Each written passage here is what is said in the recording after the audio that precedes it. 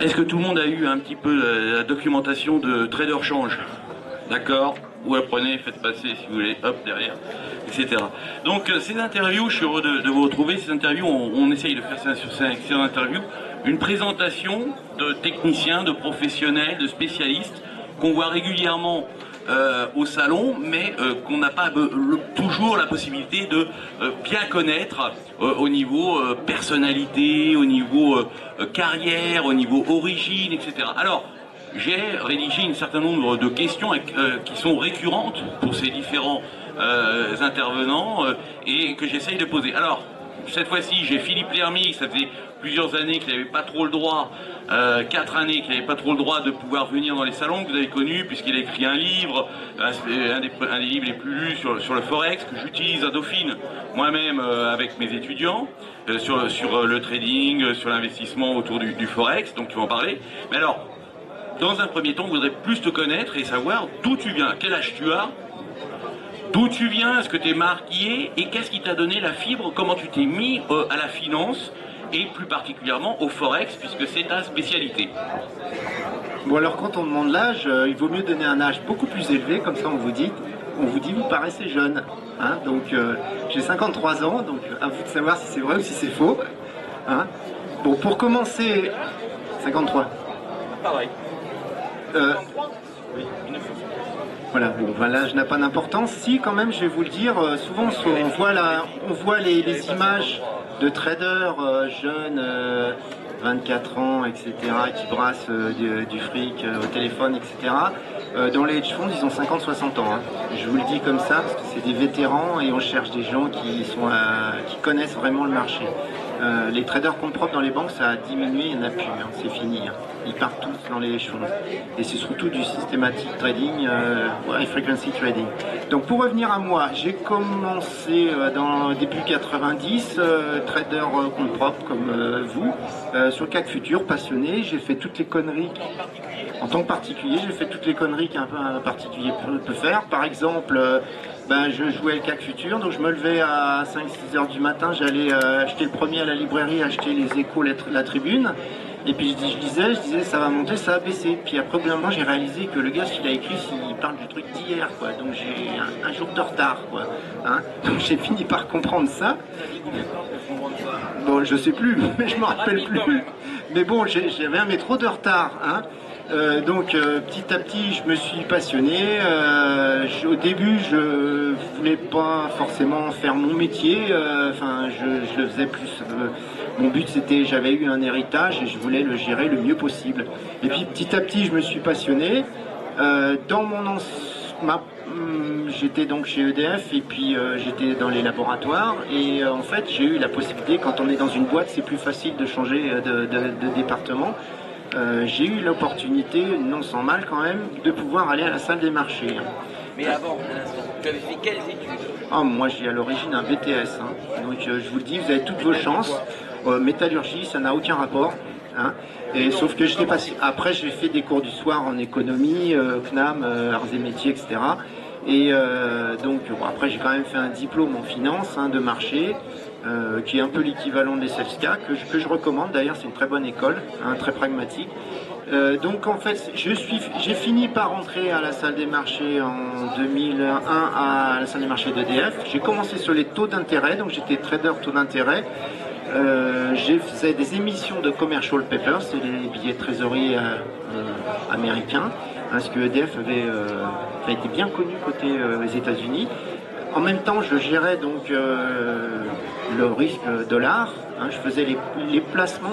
On commence toujours le plus sûr, le plus simple, c'est-à-dire on commence par le solde de trésorerie. C'est-à-dire vous avez du cash en dollars, vous le placez à 1 semaine, à 3 semaines, machin.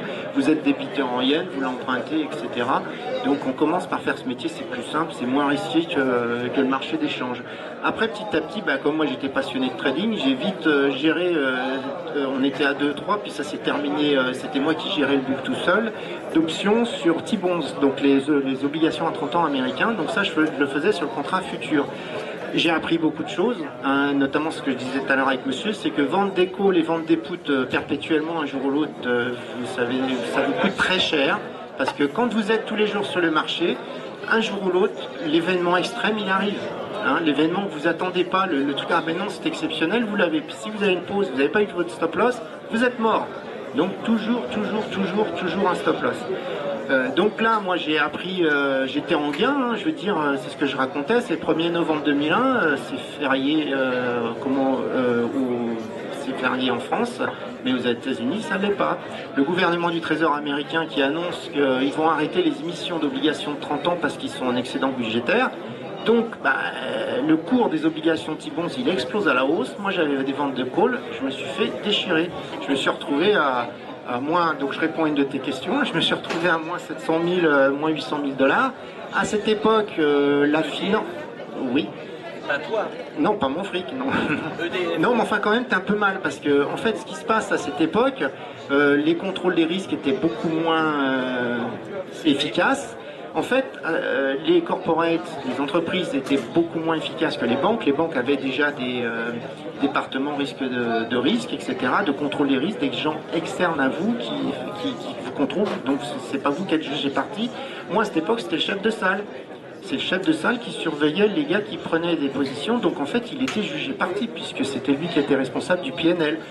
Donc je vois mon collègue qui est blâme parce que on a une perte monstrueuse et puis qu'il est là, il n'arrive pas à le dire, quoi, je veux dire. Donc moi le lendemain, la pause se stabilise, on s'améliore, on était à je crois moins 300 000 le lendemain.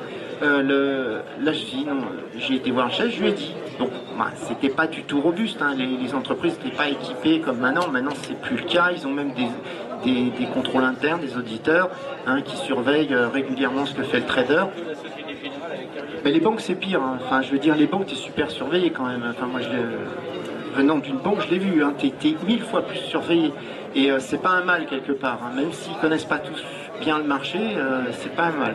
Donc en fait après je suis passé vite sur le Forex parce que j'étais beaucoup plus passionné et c'était beaucoup plus risqué et là j'ai géré le risque de change d'EDF, sachant que c'est une compagnie internationale, 50% de son chiffre d'affaires à l'international, hein, contrairement à ce qu'on croit, c'est pas que de l'euro, c'est pas que les gens ici, ils détiennent tout London Electricity, donc c'est en sterling, donc son plus gros risque de change c'est sterling, encore plus avec ce qu'ils font Hinkley Point, etc. Hinkley Point c'est 12 milliards, hein, c'est de sterling. Donc en fait ils ont un risque de change énorme, donc ça on le gère en option. La différence entre quelqu'un qui gère un risque et un trader compte propre, lui le matin il se réveille, il n'a pas de position, enfin, s'il fait de l'intraday, il n'a pas de pause. Il prend une pause, il achète ou il vend. Un gars qui gère une exposition comme ça, c'est-à-dire on est long sterling, EDF ils sont très long sterling, il risque la baisse du sterling. Puisque si le sterling baisse de 1%, eux, ils perdent 1% sur 10 milliards. Hein. Donc en fait, sur le bilan il est en euros, tu as 1% de moins sur 10 milliards, enfin contre-valorisé euros, donc c'est énorme. Donc la différence entre un trader qui fait du compte propre et qui n'a pas de position chaque jour, c'est que le gars, lui, il a la position tous les jours, même si elle ne lui plaît pas. Hein. Donc c'est pas plus facile, c'est même des fois beaucoup plus difficile. Et il faut la gérer tout en respectant les normes comptables, les normes IFRS, etc. Parce que vous êtes complètement réglementé. Hein. Sinon, ça passe pas en couverture au niveau des experts comptables, hein, des KPMG, Deloitte et autres. Donc moi j'ai géré un book qui faisait 10 milliards d'euros équivalent avec 150 options en vie en même temps. Donc au bout d'un moment c'est quand même une usine à gaz. Donc là on les gère pas individuellement, on gère des grecs. Hein. Et le book on le met baissier, aussi, moins baissier, moins aussi, mais toujours dans le sens de la couverture. Hein. Donc moi c'était toujours dans le sens de la vente du sterling, de l'achat d'euros. Donc je préférais acheter des euros sterling call, des euros call quoi. Hein, j'allais surtout pas vendre des euro calls puisque là j'allais encore augmenter mon risque. Hein. Donc j'ai fait ça, j'ai complexifié avec des options à barrière, etc. Donc maintenant tout ça avec la réglementation ça s'est vachement diminué parce que c'est tellement complexe, ça se dit ça. Maintenant les corps ils font quasiment plus d'options à barrière. Je continue dans mon parcours. J'ai eu l'opportunité de passer chef trader du desk Forex et Gold d'une grande institution que tu as citée tout à l'heure, hein, donc qui est bicentenaire, qui a été créée par quelqu'un qui nous a impacté, code civil, code de la route, code de tout ce que vous voulez. Hein. Donc c'était une belle expérience, j'ai appris beaucoup de choses. Hein. Ouais, j'ai appris beaucoup de choses, c'était une belle expérience et donc là l'avantage, j'ai vu le côté bancaire puisque moi je voyais le côté je dirais corporate, très gros corporate, et là j'ai vu le côté bancaire. Donc côté bancaire c'est une vraie banque, c'est-à-dire côté quelqu'un d'autre, côté un fonds souverain, côté une banque centrale, lui donner des cotations, prendre du risque sur la cotation. Donc voilà. Et bon, c'est quand même beaucoup plus sérieux, je veux dire au niveau risque, ça pardonne pas l'erreur. Hein, c'est beaucoup plus sérieux. Alors pour revenir là, dans tes questions.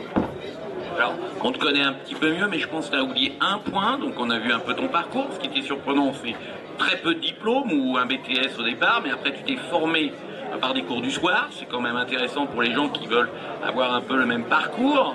Ensuite, après, à coup d'opportunité, ben, tout doucement, tu es monté dans les différents espaces. Et puis, tu as oublié de dire qu'il me semble que tu as pondu un livre.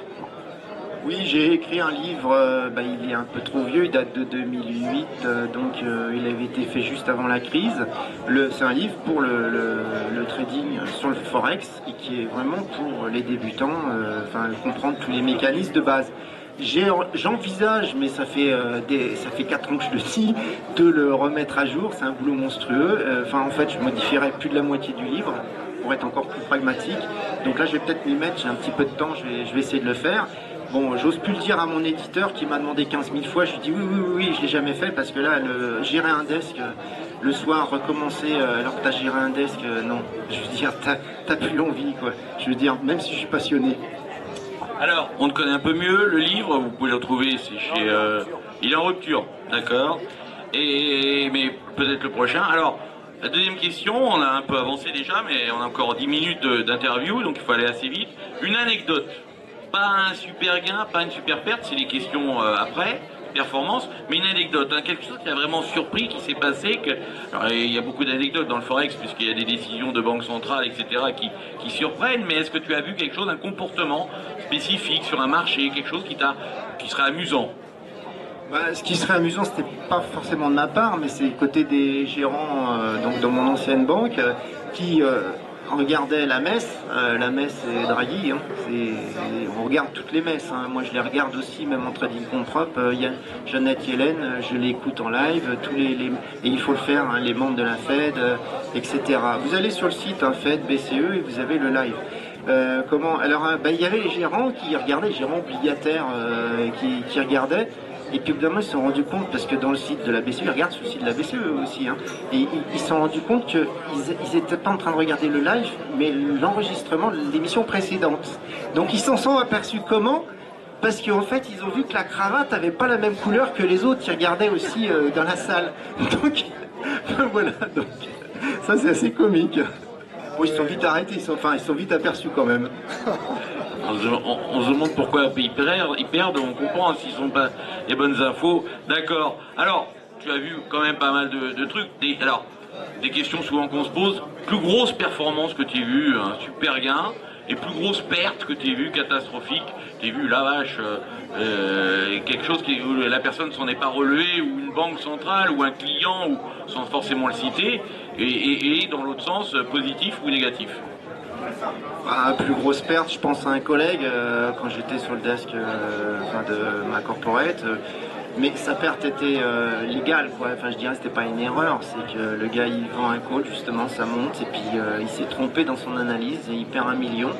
Et là il est scotché, quoi. Il est ce qui arrive à tout le monde un jour ou l'autre quand on n'a pas mis de stop, où tu es là, tu te dis mais non c'est pas possible, en fait tu n'acceptes pas la perte et du coup il fait plus rien.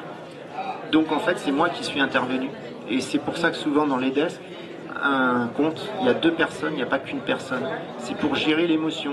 Un conseil que je vous donne, ne tombez pas amoureux de votre position. On est tous amoureux. Je pense, une fois j'avais demandé à un trader option de Bank of America, quand le mec il gagne en trading, souvent il est très actif. Il achète, il vend, il achète, il vend. Quand il commence à se prendre une paume, il est plus du tout actif, hein. Je veux dire, d'un seul coup, il essaye de résorber sa paume, il a tout arrêté. Et puis après, le pire, voilà. En fait, il s'entête dans sa perte, il s'entête et les événements qui sont encore négatifs, il essaye de les ignorer dans sa tête, mais ils sont vraiment négatifs et puis il accélère sa perte. Donc ne brûlez pas un cierge, c'est un conseil, parce qu'un jour ou l'autre, vous serez mort. Quel que soit le levier, hein. C'est-à-dire que même si vous êtes prudent, vous ne mettez pas de levier, voire moins de levier, hein, c'est-à-dire vous avez 500 000 euros dans votre compte, vous prenez une pause de 100 000, donc vous avez un levier de 0,2, vous n'avez même pas un levier de 1. Et ben, le gars qui a acheté l'eurodoll en 2008 à 1,6038, il est mort hein, s'il n'a pas de stop, même s'il n'a pas eu de levier. Donc il faut vous dire, à un moment, il faut vous dire, ma position, elle est invalidée, il faut vous donner un niveau qui est soit un niveau sur le marché ou un temps. Je veux dire par là, vous dites moi je joue la stabilité du marché avant la Fed, et ben ça veut dire qu'au moment où la Fed arrive, il faut que vous ayez coupé votre position, même si en légère perte, elle n'est pas au stop loss. Hein. Parce que de toute façon, votre stop loss, il va y avoir un slippage et vous allez vous le prendre dans la figure. Il ne faut pas se dire ah ben non, du coup je la garde parce que on ne sait jamais le chiffre machin. Non, non. Je suis d'accord quand même que si on a un effet de levier, c'est encore plus difficile.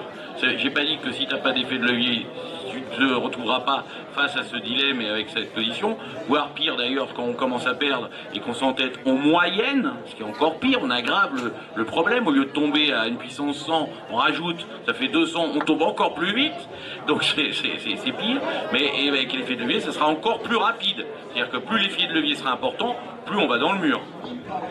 Quand on augmente une position, on le fait toujours en gain, pas en perte. Parce qu'en général, quand on le fait en perte, quand on pyramide, oui, on le fait en gain, la pyramide, faut arrêter. Les arbres, ils montent pas jusqu'au ciel. Hein. Faut pas faire x3, x4. Parce qu'en général, au bout d'un moment, vous pyramidez, vous montez votre stop loss aussi. Le marché respire un peu, puis finalement, vous avez une pause qui est triple, mais en fait, vous avez gagné rien, voire même légèrement perdu.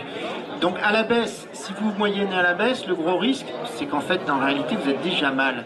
Et donc le stop loss, il est très près. Et si les gens vont chercher les stop loss, pas les vôtres, hein, parce que sur le marché du Forex, 1 million, c'est zéro. Hein. Les banques, un deal qui commence à les intéresser, c'est environ 50 millions. En dessous, ça les intéresse pas. Hein. Donc ils vont chercher les stop loss